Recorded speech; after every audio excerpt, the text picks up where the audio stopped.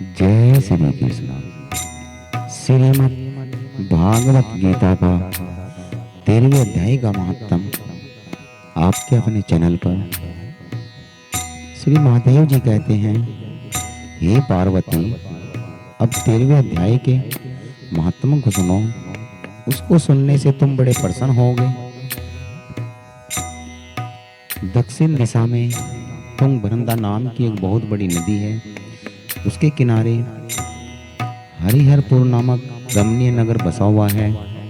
वहाँ हरिहर नाम से साक्षात भगवान शिव जी विराजमान हैं, जिनके दर्शन मात्र से परम कल्याण की प्राप्ति होती है।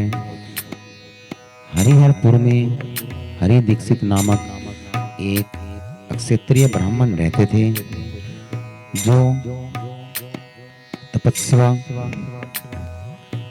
और स्वाध्याय से संलग्न वेदों के पारगामी विद्वान थे।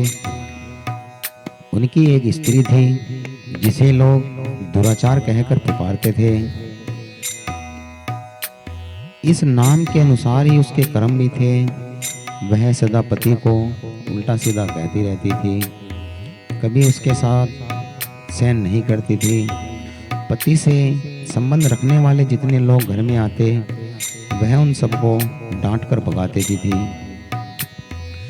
एक दिन नगर को इधर उधर आते जाते पूर्ववासियों से भरा देख निर्जन और दुर्गम वन के लिए संकेत स्थान बना लिया और वहीं पर रहने लगी।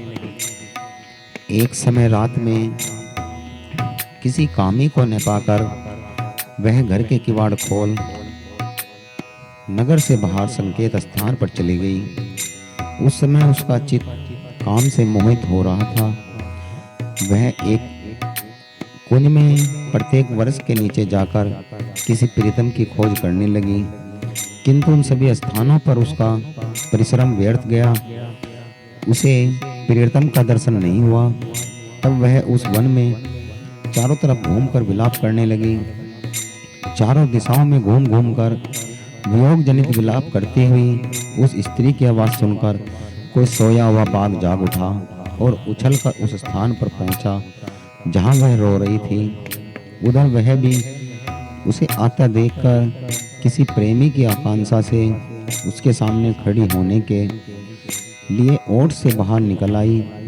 उस समय व्याघ्र ने आकर उसे नख रूपी बातों से पाड़ दिया। इस अवस्था में भी वह कठोर वाणी से चिल्लाती हुई पूछ बैठी, अरे बाघ, तू किस लिए मुझे मारने को यहाँ आया है? पहले ये सारी बातें मुझे बता, फिर मारना। उसकी यह बातें सुनकर प्रचंड परम कृग्र में व्याघ्र अक्षण भर के लिए उसे अपने ग्रास बनाने से रुक गया और हंसता हुआ बोला, दक्षिण देश में मलापया नाम की नदी है। उसके तट पर मुनि परमा नामी नगरी बसी हुई है। वहाँ पचलिंग नाम से प्रसिद्ध साक्षात भगवान शंकर निवास करते हैं। उसी नगरी में मैं ब्रह्म कुमार होकर रहता था। नदी के किनारे अकेले बैठा था। जो यज्ञ के अधिकारी नहीं है, उन लोगों से भी यज्ञ कराकर उनका अन्न खाया करता था। इतना ही नहीं, धन के लोभ से मैं सदा अपने वेद पाठ के फल को बेचा करता था। मेरा लोभ यहाँ तक बढ़ गया, अन्य भिक्षुओं को गाली देकर वहाँ से हटा देता और स्वयं दूसरों को नहीं योग्य देने में धन भी हमेशा छीन लिया करता था। ऋण लेने के बहाने मैं सब लोगों को छिला करता था। ऋण कुछ समय के पश्चात मैं बूढ़ा हुआ। मेरे बाल सफ़ेद हो गए, आंखों से सूझता न था, मुख के दांत टूट गए। इतने पर भी मेरी दान लेने की आदत नहीं छूटी।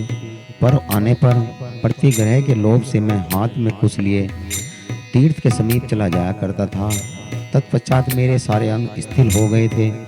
तब एक बार कुछ धूर्त ब्राह्मणों के घर पर मांगने के लिए गया। उसी समय मेरे पैर में कुत्ते ने काट लिया और मैं मूर्छित होकर गिर पड़ा। मेरे प्राण निकल गए। उसके बाद मैं इस व्याघ्र योनि में उत्पन्न हुआ। तब से इस वन में ही रहता हूँ और अपने पूर्व जन्म के पापों को याद करके मैं कभी महात्मा साधु पुरुष सती स्त्रियों को नहीं खाता, पापी दुराचारी उल्टा स्त्रियों को ही मैं खाता हूँ, अतः तू मेरा ग्रास बनेगी। यह कहकर वह अपने कठोर नखों से उसके शरीर के टुकड़े टुकड़े करके खा गया। इसके बाद यमराज के दूत उस पापनी को संयमपुरी में ले गए। वहां यमराज की आज्ञा से उसको अनेकों बार विष्टा मूत रक्त से भरे हुए भयानक कुंडों में गिराया। करोड़ों कल्पों तक उसमें रखने के बाद उसे वहां से ले जाकर 100 मनवंतर तक नरक में रखा।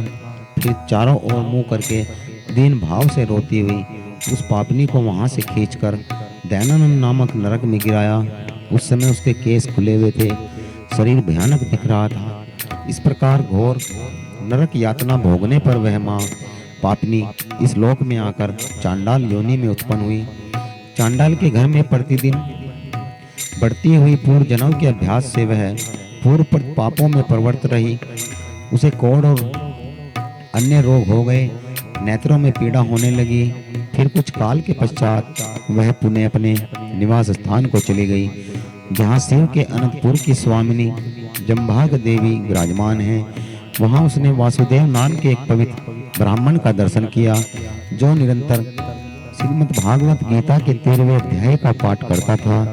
उसके मुख से गीता का पाठ सुनते ही वह चांडाल शरीर से मुक्त हो गई तथा दिव्य देह धारण करके सर्वलोक को चली गई। बोलिए श्री कृष्ण जी भगवान की जय, श्रीमद् भागवत गीता की जय। श्री कृष्ण गोविंद हरे मुरारी, हे नाथी नारायण वासुदेवाय। श्री कृष्ण गोविंद हरे मुरारी, हे नाथी नारायण वासुदेवाय।